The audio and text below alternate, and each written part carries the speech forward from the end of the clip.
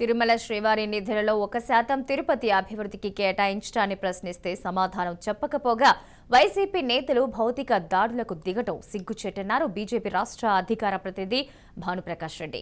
Target చేసి భౌతిక దాడులకు సైతం సిద్ధపడటం బాధాకరమని బీజేపీ నేతలు సామంచి శ్రీనివాస్, సుబ్రహ్మణ్యం ఆగ్రహం వ్యక్తం చేశారు. వైసీపీ పాలనపై ప్రజలు విసుగు చెందారన్నారు. నిరోధకుడు కమిషన్ల కోసమే కదా ఆపాడు. ఆ ధనాన్ని జగన్మోహన్ రెడ్డి గారికి పంపించండి. ఇక మీరు సరికొత్త నిర్వచనం, తెలుగులో మనం చదువుకున్న అభివృద్ధికి మీరు చెబుతున్న అభివృద్ధికి వ్యత్యాసాన్ని భారతీయ జనతా పార్టీ ప్రజల మధ్యకు తీసుకెళ్లడానికి సిద్ధంగా ఉంది. క్రితం ఉన్నటువంటి టీటీడీ పాలక మండలిలో మీరు గౌరవ ఎక్స్ అఫిషియో సభ్యులు, అప్పుడు తిరుపతి అభివృద్ధి అక్కరకు రాలేదా?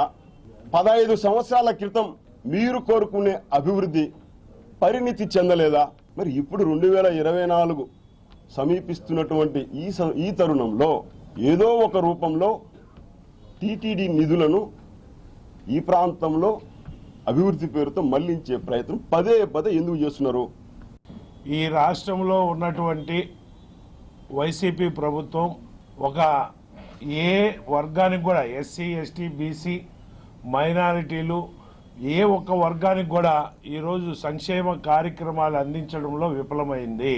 అభివృద్ధి చేయకుండా అభివృద్ధి పేరిట ఈరోజు స్కాములకు పాల్పడుతున్నటువంటి ఈ వైసీపీ ప్రభుత్వాన్ని త్వరగా ఇంటికి పంపించాలనేసి రాజకీయ తీర్మానం చేయడం జరిగింది. దాంట్లో ఈ కుంభకోణాలు ఎక్కువైనటువంటి, మేము అడిగేటువంటి ఇప్పటి వరకు ఏ ప్రశ్నకు కూడా ఇసుక దందా కావచ్చు, కల్తీ మద్యం కావచ్చు, అదేవిధంగా సర్పంచులు నిధులు కావచ్చు, అతి పురాతనమైనటువంటి కట్టడాల విషయాల్లో తీసుకోవాల్సినటువంటి జాగ్రత్తలకు సంబంధించి వారికి హెచ్చరించడం కానీ, అదేవిధంగా వారిని చేయవలసినటువంటి పనులు గుర్తు చేస్తూ వారికి చెప్పడం జరుగుతోంది.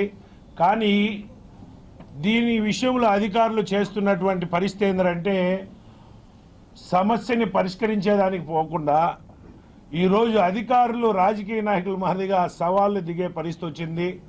దాన్ని కూడా దాటుకొని ఇప్పుడు ఏడకొచ్చారంటే రాజకీయ నాయకులు భారతీయ జనతా పార్టీ తిరుపతి అభివృద్ధిని అడ్డుకుంటుంది అనే ఒక కార్యక్రమాన్ని ముందుకు పెడుతూ ఈరోజు భానుప్రకాష్ రెడ్డి గారిపై విమర్శలు చేయడం తగదనేసి ఈ సందర్భంగా తెలియజేస్తున్నాం.